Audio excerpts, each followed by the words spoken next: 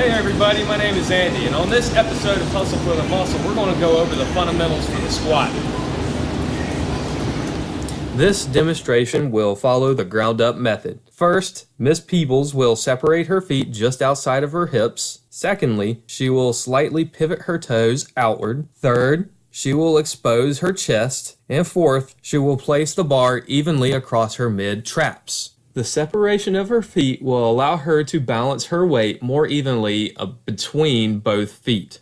The pivoting of her feet outward will help align her knees to her hip bones for the ease of the exercise.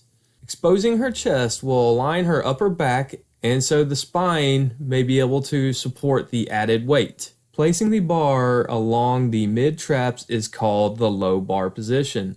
This aids in exposing the chest and also reduces the weight from moving forward of the kneecap. Using a bar like this will improve the training effect by teaching how the lower back should look through the squat motion.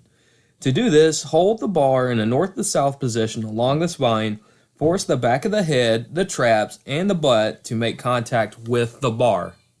Notice how the bar remains in contact through the entire range of motion as my hips drop below my knee line.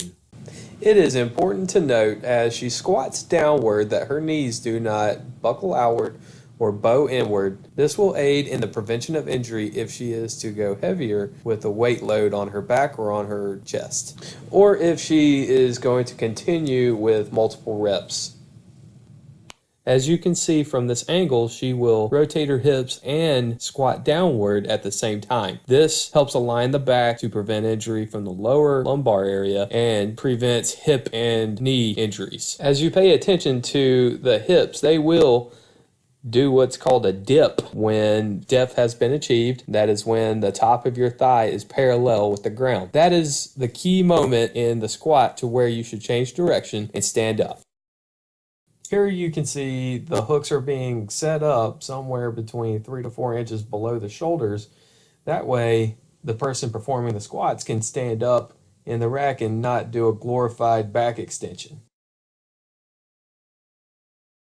Here you will see the squatter step underneath the bar with the intent to stand up with it.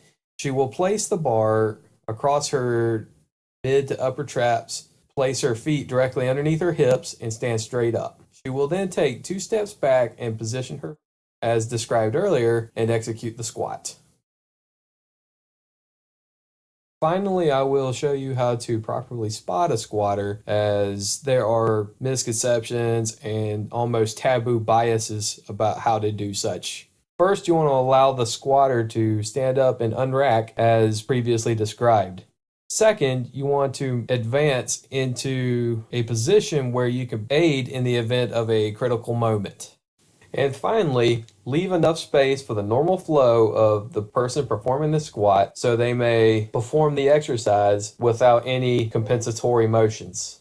In the event the squatter fails to perform the exercise or is overloaded, quickly grab the shoulders and pull them into your own and stand up with the squatter. Carefully and quickly assist the squatter back into the rack so they may dismount the bar or reset to reattempt the exercise.